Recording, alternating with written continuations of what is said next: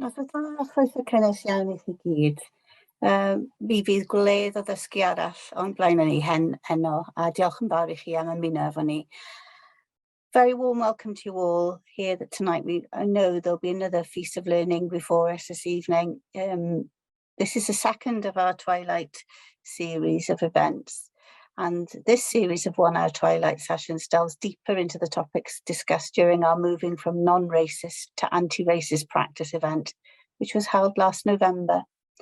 So a recording of that event and our other Twilight events is available on the EWC website and the YouTube page. My name's Angela Jardine and I'm Chair of the Education Workforce Council. It's an absolute delight to have such knowledgeable folk with us here this evening to share their experiences and learning in the hope of supporting the development of the specific aspects of the new Welsh curriculum for the benefit of all practitioners. Just some housekeeping from me before we move on. Cameras and microphones are going to be off for you all this evening, but we can hold a question and answer after the presentations. And to ask a question in Gymraeg and in Saesneg, please use the chat bar function. You can also use a chat bar to engage with others in the event as well throughout. If you lose connection at any time, it's possible to just rejoin with the original link and you should come straight back in. So the event's being recorded, you will see that on your screens, and this will be available on the EWC website and social media channels within the next few weeks for you to use when you go back to your settings, to discuss with colleagues and to dip in and out of, to support yourselves as you get back to work. We are using social media as part of this evening's event, so please, if possible, follow us and share our messages. We are at EWC_Cagar. And without further ado, I'd like to hand over to our chair, Sue Pellow-James, who's Programme Director for Professional Learning in Education at yr Athrofa in the University of Wales, Trinity St David's. Thank you so much for being with us, Sue, this evening, and good luck. I'm sure we're in for a feast of learning, as I said earlier. Diolch yn fawr. Much for that warm welcome, and I'm delighted to be here this evening. We have in the BAMED network been thrilled and delighted that EWC have supported our efforts to try and raise the issues of anti-racism within schools. We've been really pleased with the BAMED Network Wales to develop training opportunities for teachers to help you on your journey towards an anti-racist Wales, and being with practitioners who are on the same journey that you are on, looking at ways to support the agenda of becoming an anti-racist country. And in schools, we have an important role to play in developing children's understanding of what racism is within our society. So we are delighted that you are here with us this evening. And if you are feeling that sort of you are way off the starting line, you've already started if you've come along this evening, because the people that are sharing with you will give you some great ideas and hints and advice on how you can go forward to ensure that your school is working towards the Welsh goal. What does it mean to become an anti-racist? It means that you are actively working towards being better towards others, working towards having a better understanding we talk about in teaching these days, which is becoming reflective practitioners and thinking about how you change things to be better. So I'm going to introduce to you this evening Kat, who's a head teacher in one of our schools in Newport. She will introduce herself more fully, but the journey that she's been on has been tremendous, and she is making such massive headway with her staff and the children in her school. So listen attentively, take notes, and get ready to ask some questions on how to help moving forward. So Kat, over to you. I'll let you do your introductions, but thank you so much for sharing tonight with us. Thank you very much. So I just wanted to start off by giving a little bit of an introduction to myself. So I'm Kat Kuchar, head teacher at Jubilee Park Primary School in Newport. And I suppose you can say I've had the enviable opportunity of opening Jubilee Park as a brand new school. We opened in September 2017 and we opened with quite a small number of pupils. So we opened with just over 100 pupils and now 5 years later we're completely full with 375 children and we've gone from 16 staff 5 years ago to over 50 staff now. And I suppose, you know, where did my journey start? Well, I'm a Newport girl, born and bred, comprehensive school educated in Newport, and very proud of that. And I think growing up in Newport meant that I had a lot of friends from different backgrounds, different heritage. And I suppose I've been very naive to the concept of anti-racism, and I'd never really heard or understood the term white privilege used. That was until March or May time 2020, and after that awful murder of George Floyd. And I suppose seeing that and seeing that worldwide protests really started to make me think, and you could say I had more time to think because of lockdown, but I'd like to argue with that one. It was a crazy time, as I'm sure all of you will remember, but it really made me reflect upon my own personal experiences and then made me think about my privileged role as a head teacher. And I thought, wow, I need to educate myself. I don't know enough about this. I don't actually know what it means to be anti-racist. I know what it means to not be racist, but I didn't understand what it meant to be actively anti-racist. So we set upon a journey with myself and some members of the leadership team. And first of all, we wanted to really develop an understanding of our school. And our school community has grown incredibly over the last 5 years, like I said. We've got 79% of our children are white British, and we've got 27 different ethnic communities represented within our school. And if you want sort of facts and figures and numbers, 78 of our children are not white British. And when you think about that, that's over 2 classes of our children. Our largest ethnic groups are Pakistani, Indian, and white and black Caribbean. And this really made us think, particularly as a leadership team initially, that it was so important that we recognise our children's ethnicity, their experiences, their stories, their families' heritage, and particularly looking at those that have been educated outside of the Welsh system. So where did we start? And I think anything to do with developing an anti-racist curriculum really has to start with us as individuals. So we went back to our core values, and these core values have been in place since we opened 5 years ago, and they are honesty, kindness, and respect. Until last year, we were an all-white staff, and we collectively agreed that we needed to develop our own understanding of racism, anti-racism, equality, diversity, and not just use these words, but actually develop an understanding of what these words actually mean. And I believe if we're truly going to be a learning organisation with our core values at the heart of what we do, then we need to be learning and we need to be learned. So during lockdown, we focused our fortnightly dedicated reading and research time on articles related to anti-racist curricula. We had questions which challenged our personal thoughts and views, and staff were going through very much an independent process of developing what it means to be anti-racist. They were asked questions such as, what do you believe you as an educator need to do to enable you to contribute to developing our anti-racist curriculum at Jubilee Park? Where do you feel your learning and work needs to go? What do you understand by the terms white privileged, institutionalized racism? How does your understanding impact upon your ability to co-construct an anti-racist curriculum? What this did was then prompted staff to undertake a number of independent research as well. We also looked at the report then that Professor Charlotte Williams wrote, which came out in March 2021. And we began to discuss and really consider what were those barriers to change. And we ultimately found out the barriers were us. So through this work since May 2020, I would say the fundamental thing that has enabled us to work has been our relationships, making sure we're developing those relationships and trust within each other. We've had really honest conversations. There's been tears. There's been us saying, well, I can't quite understand, or maybe I've said the wrong thing. And it's about us challenging that and having a culture within our school where we shouldn't be nervous about saying the wrong thing. We don't want to upset anyone, but we also have to go through our own understanding of things to develop truly our anti-racist practice. So we've been really reflective, we felt guilty, we've challenged perceptions, and that challenge is still ongoing within our school.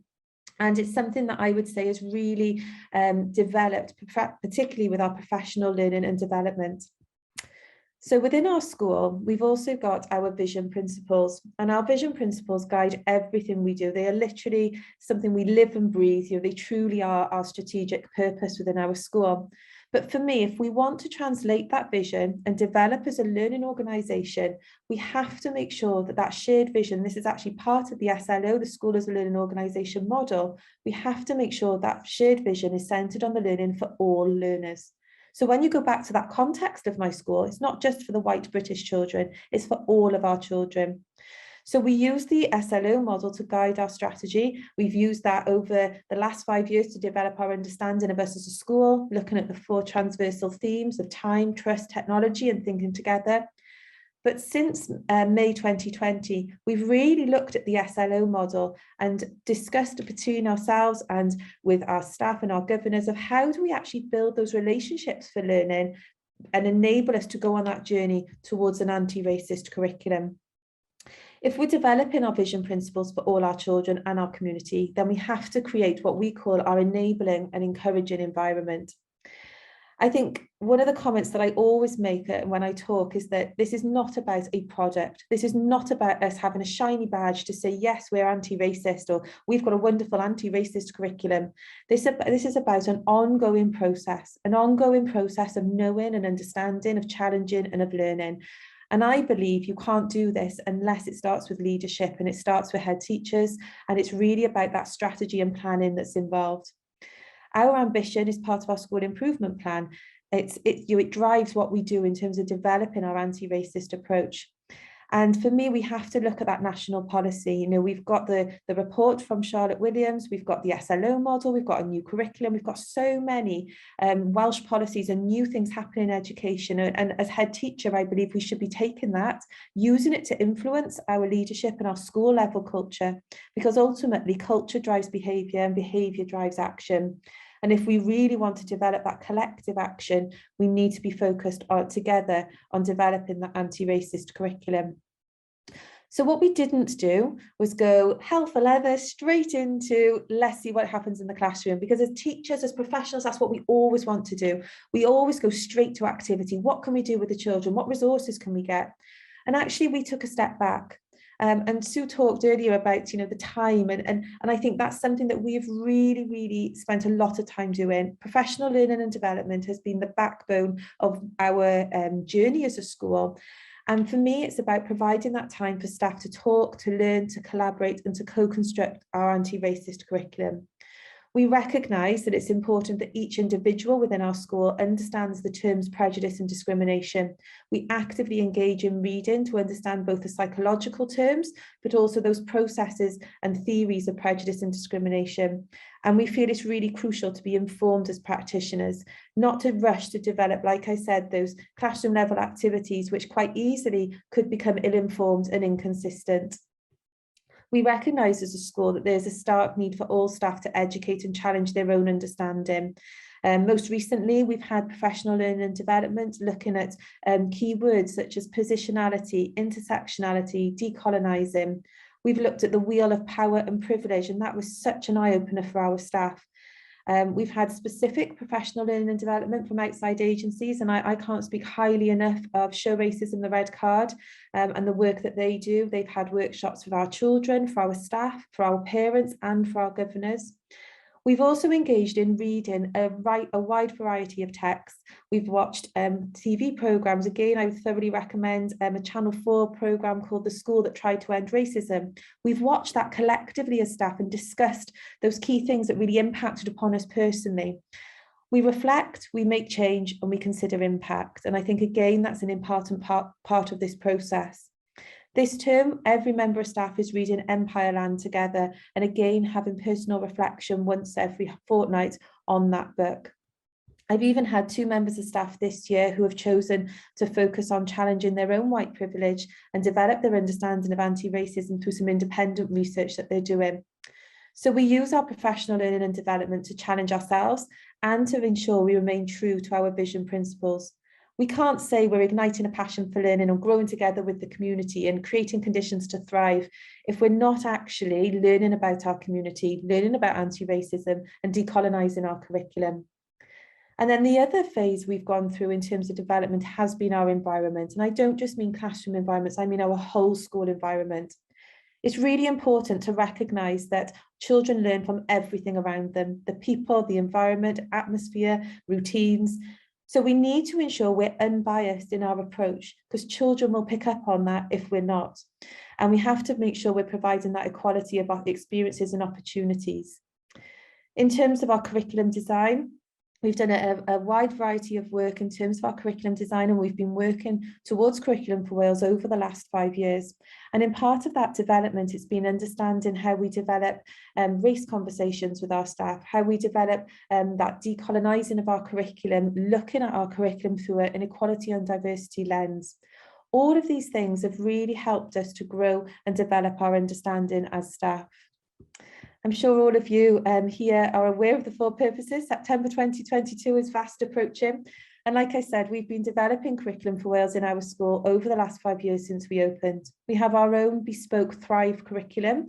And the development of that has been a real iterative process. And I think the reading and research that we've done alongside developing our anti-racist curriculum has completely complemented our Thrive curriculum. We haven't got a Thrive curriculum that sits over here and an anti-racist curriculum that sits over here. It's everything that we're about, and it's grown piece by piece. Now, this is really hard work. And like Sue said, if you're just at the start of your journey, this is not meant to scare. It's not meant to, send panic and quickly let's do all these things. It's about making sure that you develop key things as part of your journey.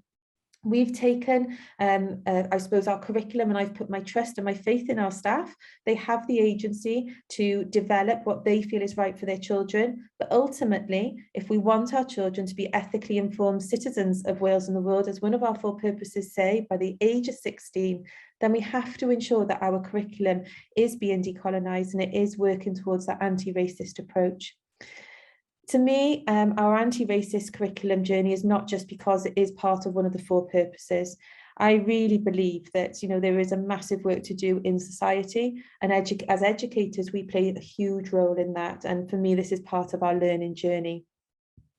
So like I said, I talk a lot in terms of our lenses, and I suppose our journey into how we translate what we're learning into action across our school has been with our Thrive curriculum. So what does this look like in practice? And I think, first of all, you've got to look at, as a school, what we did do. And as a school, we've always engaged in lots of multicultural activities. We've had opportunities to understand that correct knowledge about racial groups and how we prevent racism. But actually, if I reflect honestly, a lot of that has been one-off. It's involved the use of external resources brought into the classroom. It hasn't really taken account of our individual school context, particularly as a brand new growing school. And actually, we were aiming at looking at that intergroup understanding. We weren't actually challenging ideologies. We weren't actually challenging personal thoughts. And dare I say it, quite often, we could have been in that danger of portraying minority groups in negative ways, completely innocently, but that's what we were doing. Looking at Black history only during Black History Month, inadvertently becoming very stereotypical. And I don't hide behind that. I don't hide that as part of our journey, because it has been part of our journey, but our journey now is much more developed.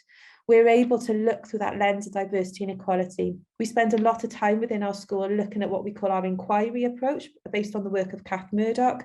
So our staff will pose inquiry questions, and you can see the question on the screen: could a borderless world exist? That was an inquiry question for year 5 and 6 in autumn term. They started to look at, what does it mean to have borders? What's the impact of having a border? They looked at refugees and what it means to be a refugee. We really looked at challenging their understanding. We'll pose questions like, what does multicultural mean? What is culture? What is ethnicity? We use a range of books. And I think all of this work has really helped us to develop our understanding, but also take action based on the things that we've read, and ultimately go back to our values and stay true to our values. I've put an example, and I'm hoping you can see some of the detail on the screen here. And this was an example last year from year 5 and 6. This was only 1 year into our journey. Obviously, we're 2 years into our journey now. This example was 1 year into our journey. And the year 5 and 6, we're looking at Victorians, a typical topic, if you like, that you're doing at year 5 and 6, but actually we were looking at it from a different lens. And the theme question, the inquiry question was, where is the past in the present? The classes, I've got 3 classes in year 5 and 6, and they began by exploring texts in language, literacy and communication, which looked at that inequality, particularly around rich and poor and gender. And that led to the teachers really looking at developing the children's knowledge of the British Empire. We have an enrichment day in our school one day a week, and that's an opportunity for our staff to really focus on an area and inquiry for the whole day. And the children absolutely love those days. The inquiry question for this day was, what was our impact on other cultures? So the children explored colonialism, the Atlantic slave trade, and they started to make the links to those events to current day issues. They were talking around how people were pulling down statues as a result of the Black Lives Matter protests, and they had a sense of that. And again, I think the example on the screen is really powerful. And if you look towards the bottom, there's something called a reflection bridge. Before the lesson or before the day, the child here had actually written, I thought it was a good thing that we were a big and powerful country. I had very little knowledge on this topic, but actually I thought that something bad was there in some shape or form. And then after, and this now I think area, this child has written, it was awful because we made people servants of their race. I'm now going forward informed, out of the mouths of babes, being informed. And I think if anything, that's what we want both our children and our staff to do. The text on the right-hand side is the feedback from the member of staff. And I think what they were able to see was that going back to the 4 purposes and getting a real sense of that, what it truly means to be ethically informed. Again, that's just one snapshot. I could talk all evening about the different examples in our school, but what we're really trying to do is that notion of decolonising our curriculum, and also that notion of challenging children's thinking. We've also spent a lot of time looking at representation across our school. Representation really matters, ensuring our resources reflect our community and our society at large, and not just having things that reflect those individual children that are in your school, but also looking wider across that community. We initially conducted an environment learning walk where we went around as leaders within the school and really looked at, what does our environment say? Does it just say white British, or is it saying everybody is welcome in our school? Is it recognising what we're about as a school? We invested in a large number of texts, and every class is bursting at the seams with books, and books from a range of authors as well. And again, that's an ongoing development for us as a school.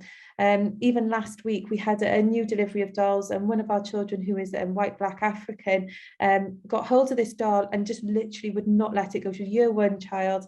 And she kept saying, I've never seen a doll like me. And you may smile at that, but actually that's really heartbreaking. And we should have these in all of our schools. And so we were spending a lot of time really thinking about that representation. And I suppose my lasting remark on that is, never underestimate the impact of your school environment. So just to finish, and this is a bit of a whistle-stop tour, and I'm sure you've all heard of the word Cynefin. It is one of my favourite words. And for me, that word really is about that personal history. It is about our thoughts and our decisions and what we do with our actions, and ultimately it's about that feeling of belonging. I really, really want everyone to feel like they belong in my school. And I think in Wales, across the board, we've got education policy now that really is supporting us to evoke that sense of Cynefin, to move beyond that us versus them, to really develop in that sense of we are all in this together. And if we truly want our children to become ethically informed citizens, then we really need to develop that anti-racist curriculum. The quote on the screen there is my favourite. If you've heard me speak before, you've probably seen it.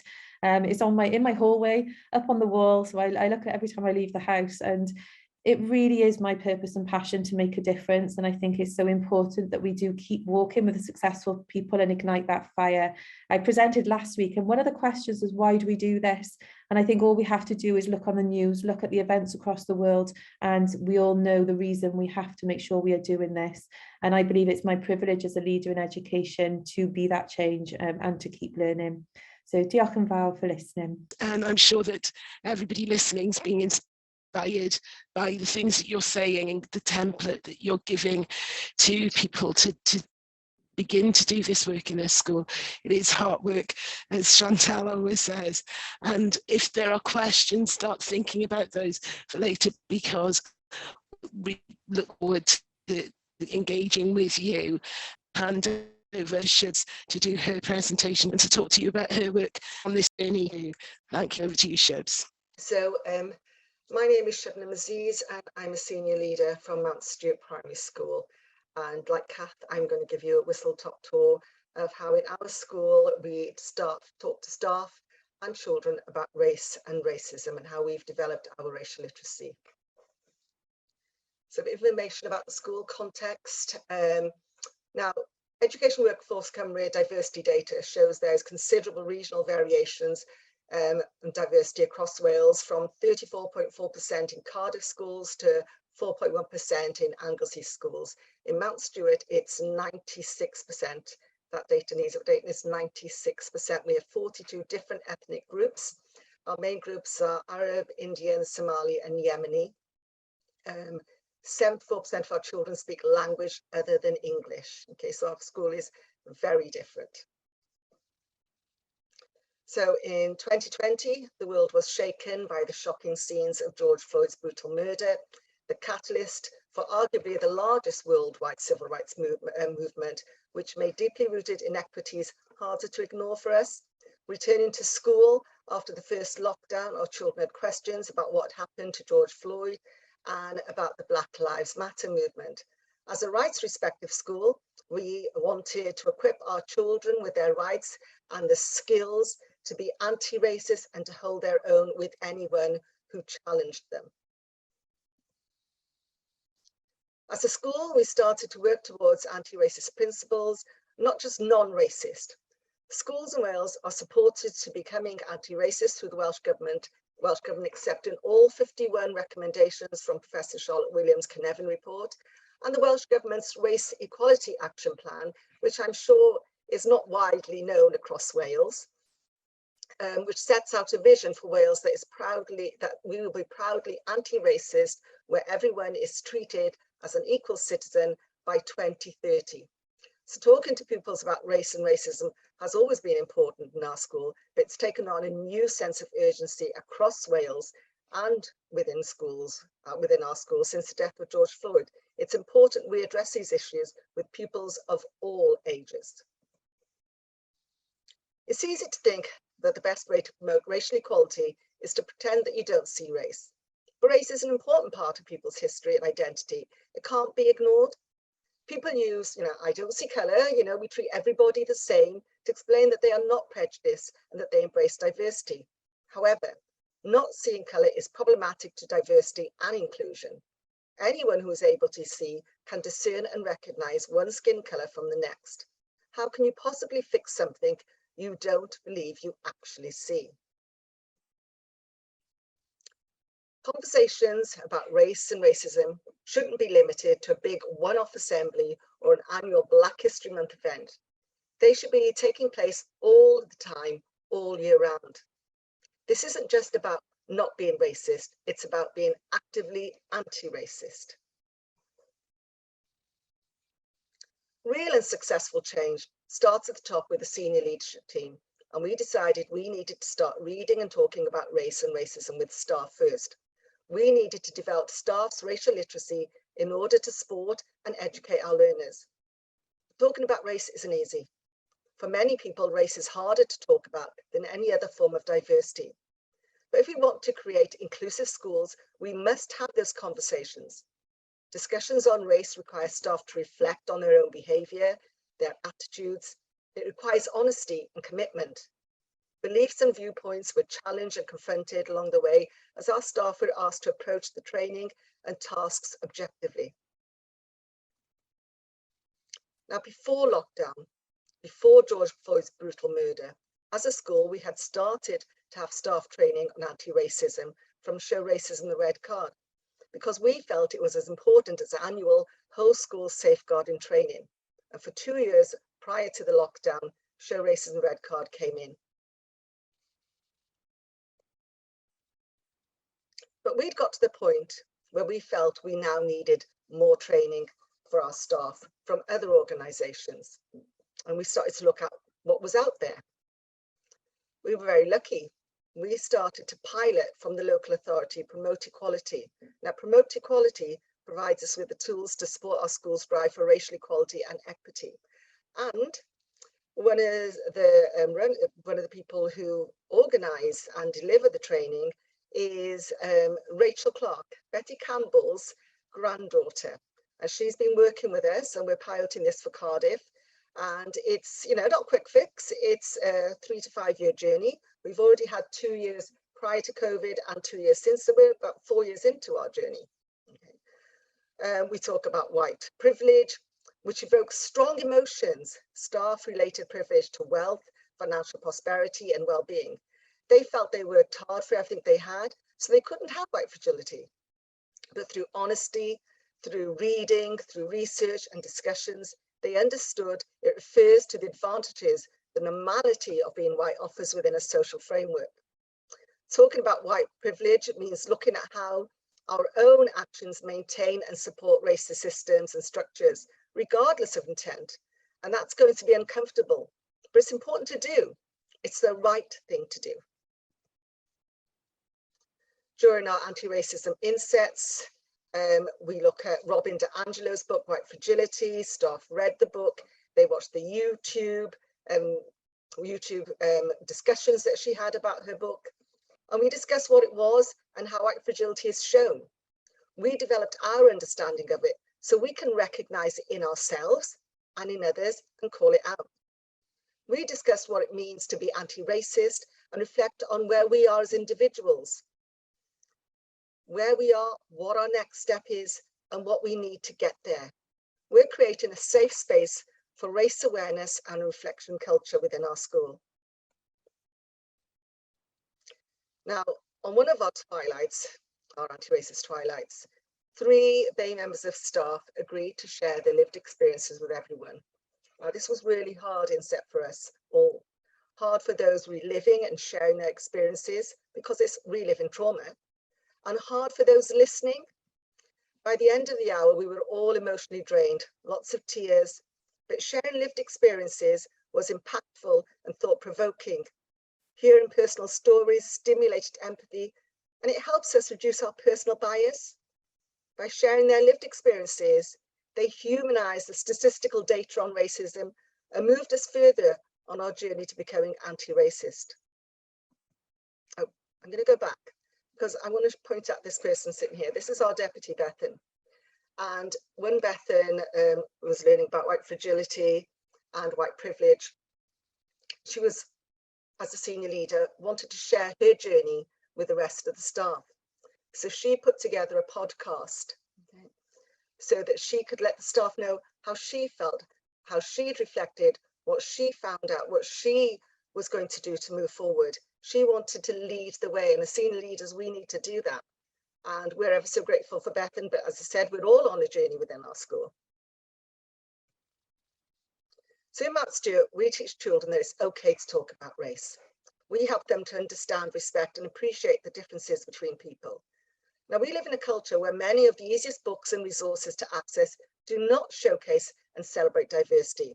However, at Mount Stewart, staff got out of their ways to create a collection of diverse books to source fabrics, foods, musical instruments, and everyday items from other cultures.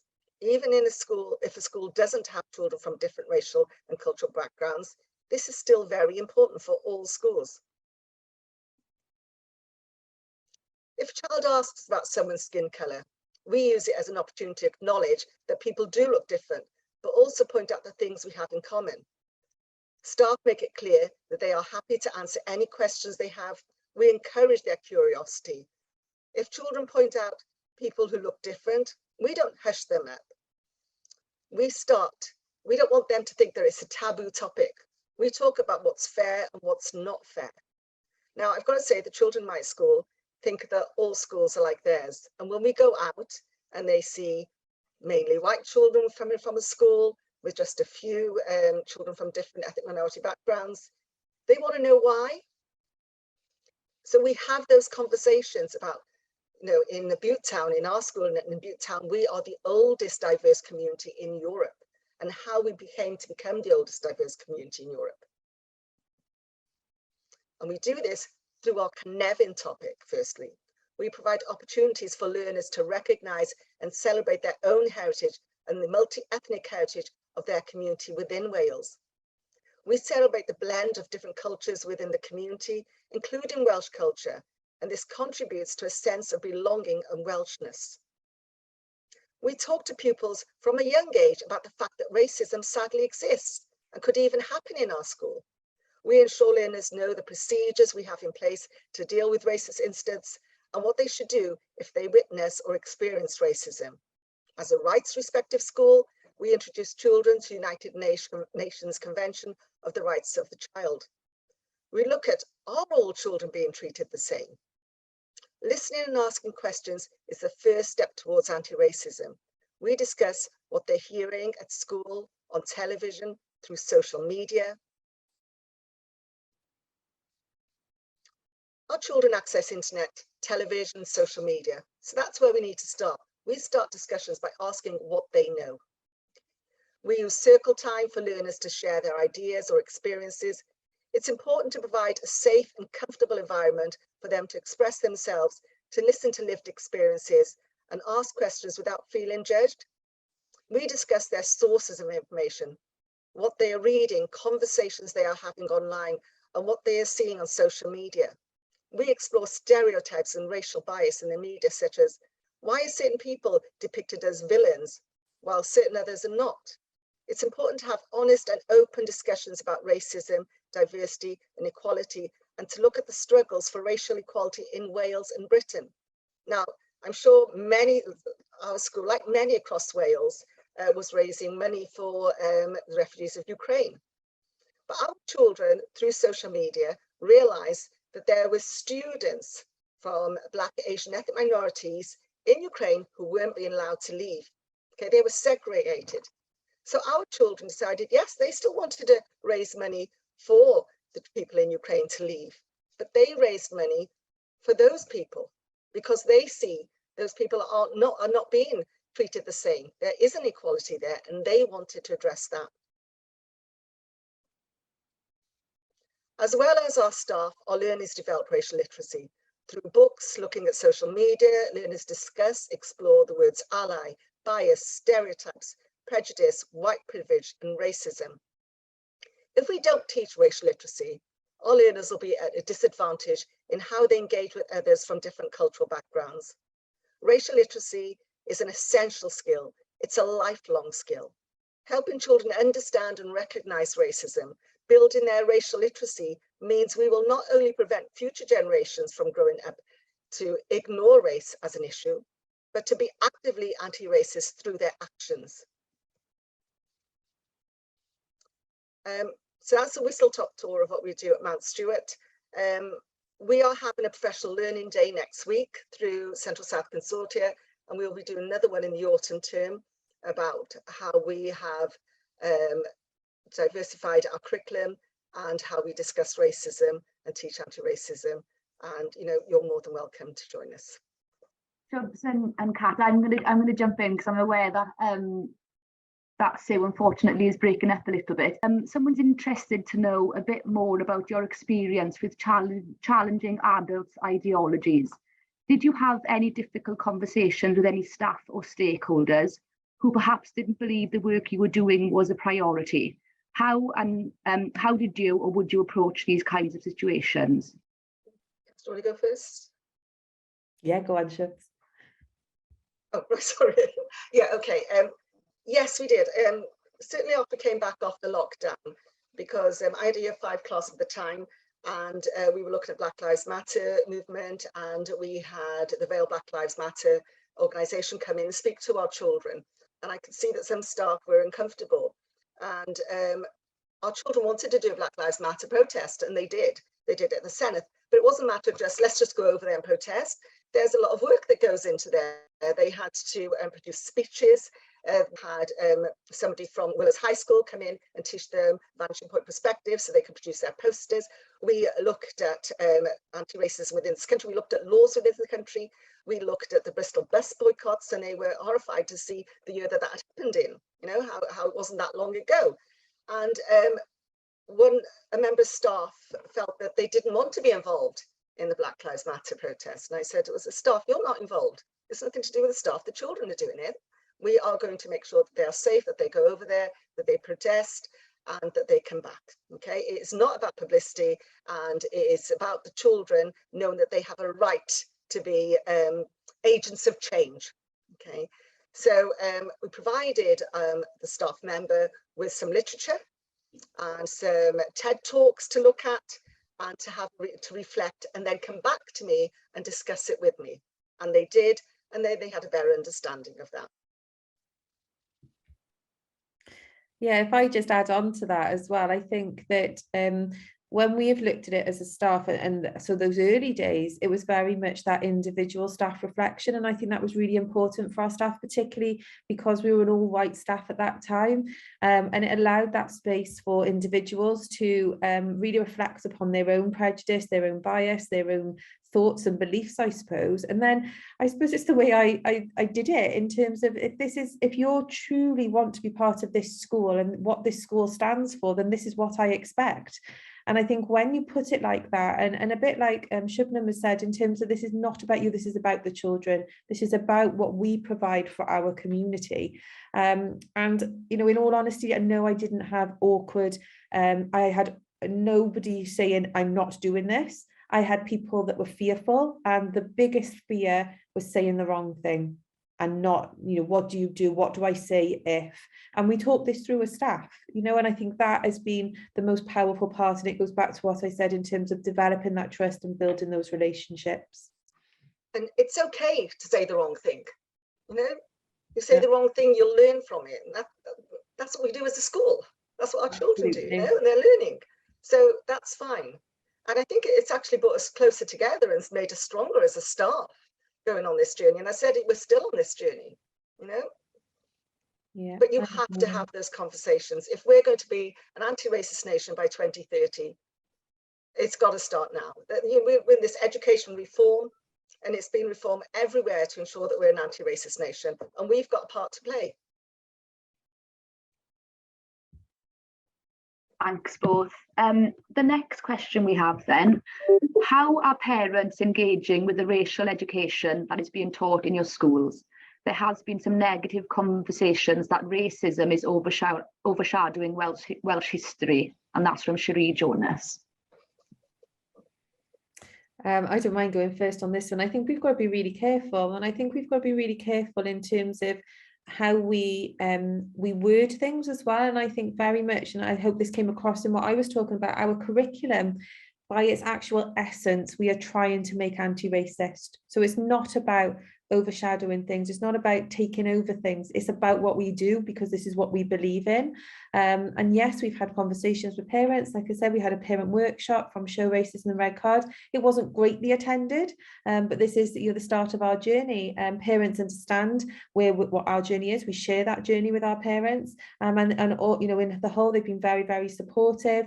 And I think it's the power of the children. It's the power of the children going home and challenging conversations they may hear at home as well is really important. But in terms of, you know, looking at our curriculum as a whole, for me, it's not about, you know, conversations that take away from other parts of the curriculum or anything like that. This is about our curriculum being completely anti-racist. Yes, we're looking at how we decolonize it. There are still elements of our curriculum we haven't focused on yet, and that's a part of that journey that we are working on. Okay, I'm Stuart. We see Black, Asian, ethnic minority history as Welsh history. Okay, when we look at World War I, World War II, we look at the soldiers that came over from the colonies. You know, we look at the Windrush generation, we look at how diverse we are in Wales. So to us, we are part of Welsh history, our Black, Asian, ethnic minority colleagues, and our community, and we celebrate that diversity. Our children say that they are Welsh Somali, Welsh Arabic. So we don't feel that we are not including Welsh history. It's part of everything that we do. It's part of our history. And actually, Estyn came in and they did a review and they endorsed the fact that our children do learn about Welsh history through looking at their own history, through looking at Wales, and through looking at Bhutan. Thanks, Shubna. The next question that we have then is from Andy. And as a white primary supply teacher, many Muslim children assume I'm a Christian. I know there are felt to be some issues with discussing personal or political beliefs with children, but is being open about yourself a vital part of being anti-racist? Of course, yes, because it's all about celebrating that diversity, you know, that we are all different and we should celebrate that and we should respect our differences. So yes, it is important. Absolutely, and I think we shouldn't shy away from that. And you know, an example within my school a couple of years ago, we had an inquiry all around what is community, and we had lots of different people from the community coming in. My dad's a Baptist minister, he came in, talked about his role. We had the local imam come in, and I think it's so important. Don't shy away from who you are, you know. And I think that you know, we have these conversations with our children, and we have conversations about us as people. And again, I think, you know, I talk about my cat and my daughter. I think that is really important, that children see us as people and that they know that, you know, our religious beliefs, because exactly as Shubnam said, that's what makes our country diverse and a wonderful place to be. And within our schools, I'm sure within Cat schools, with all our schools, we celebrate different cultures, we celebrate different festivals, you know, so to say that, you know, I'm a Christian is perfect, it's fine. The next question then, have parents responded well, and how do you deal with parents who disagree with this approach? I don't think I'm going to have that problem. What about you, Kat? We haven't had any parents disagree. Or no, you know, nobody has come forward and said, I don't want my child, you know, learning in this way and develop, you know, understanding the curriculum in this way at all, which is brilliant. I think we still have work to do within our community. And I think a lot of our community, because we're in a very unique situation, it's a growing estate. So, you know, the houses are still being built, it's still growing in. And very much I feel that the school is at the heart of the community and is actually shaping the community. So I believe we've got a lot of work to do to continue to share our experiences and to share the family history within our community. And again, some of the work we've been doing literally over the last 2 weeks is in our reception classes, asking families to send in their family history. You know, where are they from and where are their grandparents from? And we found out some amazing things that we didn't know, you know, and particularly from younger children. And I think it's about finding ways to really harness and celebrate that. If I did have a parent that had an issue, and then I would call them in, you know, and I would ask why. And I think sometimes issues come from a place of fear and they come from a place of ignorance. And if I had it, I wouldn't, you know, shy away from having a difficult conversation if I needed to. And ultimately, if a parent didn't agree with my approach, I wouldn't change the approach that we have within our school. That would be the parents' choice as to whether they take their children away to a different school or not. And I think you've got to stand true to what you believe in. And I fundamentally believe in this way. I think one of the barriers a lot of schools will face is parents, but it's a matter of educating parents. It's a matter of having them in, explaining to them why you're changing this curriculum, why you're including Black, Asian, ethnic minority histories and anti-racism, and you know what we're doing as a country. So it's a matter of just as we are doing with Curriculum for Wales, having parents in, going through the curriculum, the changes that we have. It's part and parcel of that. Both. Within your presentations, you spoke about creating safe spaces for your staff to explore and talk about race and how they're going to implement Black, Asian, minority ethnic themes into the curriculum. Do you have any hints or tips for other leaders who may be looking to create that space but are unsure of how to make it a safe space for their staff? I would say that you have to start with the senior leadership team. They have to get their heads around it first. They have to read, they have to research, they have to have those conversations before you take it to the staff. Okay, so that you can show them that you have reflected If you as a senior leader, you need to lead the way. And it needs to be told that, you know, what's said in your meeting stays in your meeting. That you are going to say the wrong thing, but it's okay. And it's only through this research, through this discussion, through this reflection, that we'll be able to move forward. Yeah, I completely agree. It has to, and you know, if you're a head teacher, it starts with you as the head teacher as well. And I think it's about putting that hard work in and doing the reading and trying to, you know, think about what it means to you as an individual, and then what it can mean to your school community. I think some of the book, one of the books that Shubnam mentioned, you know, is a fantastic book to read. And two of the books that sort of really helped my early thinking were Why I'm No Longer Talking About Race to White People by Rennie Edo-Lodge, and Me and White Supremacy by Layla Said. And they really helped me reflect on me, you know, in that journey. And I think again, then once you've got that understanding of a leadership team, it's about creating that space for your staff, you know, creating that time during professional learning sessions where people can sit and talk. It's not about, you know, putting things in books and displays and things like that, and you use the time effectively, use that time to talk, and that's where you'll have the most power. And it can't be rushed. Absolutely. This is a long journey and staff need to know this. Thanks both. I'm going to ask one more question. And this is from Amir. So how do teachers or staff who have been victim of systematic injustice and or racism and discrimination in school, how can they express their issues? Well, under the Equality 2010 Act, you should have guidance within your policies. I would say the first person that you go and speak to is your head teacher, and have your frank, open discussion with them and take it from there. Obviously, you all know that you have your union representation, but I would say the first point you go to is the senior leadership, the head.